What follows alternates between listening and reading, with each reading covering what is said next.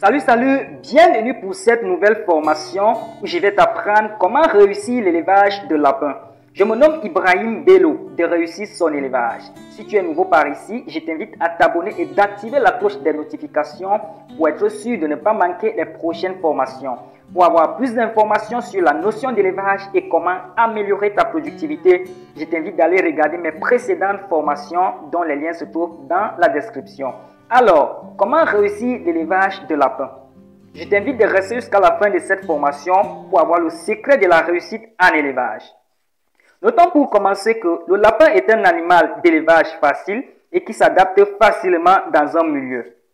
En outre, la consommation de sa viande ne présente aucun tabou religieux. De plus, son élevage nécessite peu d'espace et peut être élevé dans toutes les zones géographiques. Cet animal valorise mieux l'aliment qu'il consomme, c'est sans doute le pourquoi plusieurs personnes préfèrent son élevage. En outre, c'est un animal à court cycle de production. Sa viande, par ailleurs, est de haute valeur protéique et l'existence d'un marché de commercialisation fait de cet élevage un élevage rentable. Ces déjections, par ailleurs, sont valorisées en agriculture pour ne citer que cela. Cependant, pour réussir son élevage de lapins, vous devez respecter les conseils suivants. Premièrement, vous devez définir vos objectifs de production.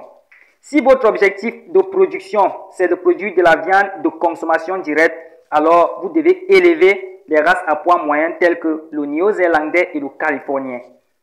Si vos objectifs, c'est de produire de la viande de transformation, alors vous devez élever les races à poids lourd telles que le géant des Flandres.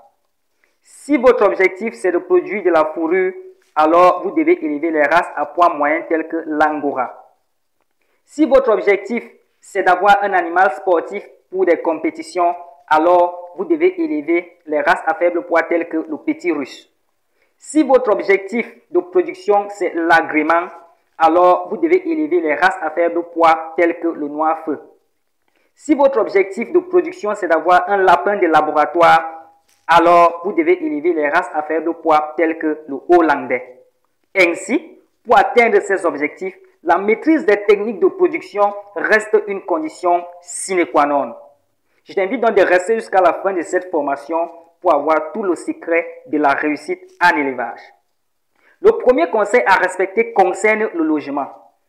En fait, votre logement doit être suffisamment ventilé et aéré. Toutefois, la présence des lanterneaux va beaucoup améliorer le confort de votre logement. Pour apprendre comment construire un logement d'élevage, je t'invite d'aller regarder ma formation précédente dont les liens se trouvent dans la description. Dans cette formation, je t'explique comment choisir un site d'élevage, comment orienter vos bâtiments et comment implanter votre bâtiment d'élevage. Le deuxième conseil à respecter concerne les équipements. Pour cela, notons ici que tous vos équipements d'élevage doivent être facilement démontables, lavables et désinfectables. Vous devez ainsi donc utiliser des clapiers industriels ou localement fabriqués pour loger vos animaux. Il faudrait également que vos équipements doivent être suffisamment lourds pour ne pas être renversés par l'animal. Dans le même ordre d'idée, les boîtes à nids doivent également être de type industriel ou localement fabriquées dont les dimensions sont les suivantes. Il faudrait vraiment avoir des boîtes à nids pendant les périodes de naissance. Ça va beaucoup aider et réduire vos mortalités dans votre élevage. En outre, les mangeoires et abreuvoirs doivent être construits avec du ciment ou en argile. Toutefois, l'utilisation des boîtes de conserve comme mangeoires et abreuvoirs est monnaie courante. Et si vous avez vraiment les moyens, vous pouvez utiliser des mangeoires et abreuvoirs industriels tels que les mangeoires automatiques ou les pipettes automatiques.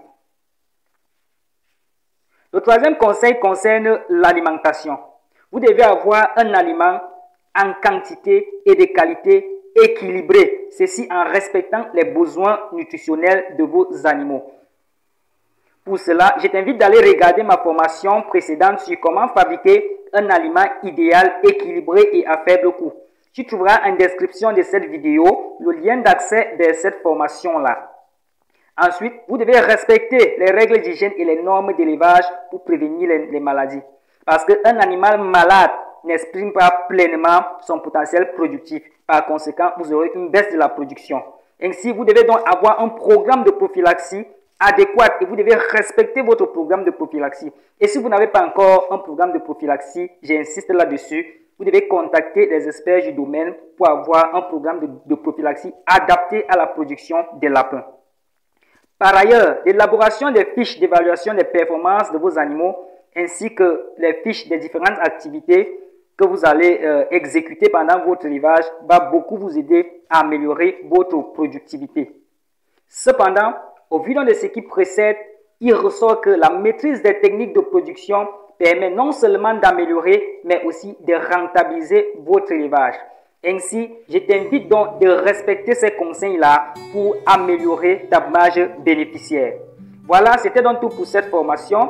Si tu as aimé, n'hésite pas de la liker, de la partager, de me laisser un commentaire si tu as des questions. Et si ce n'est pas encore fait, je t'invite à t'abonner. Ainsi, on se retrouve donc pour une prochaine formation. À très bientôt. Ciao, ciao.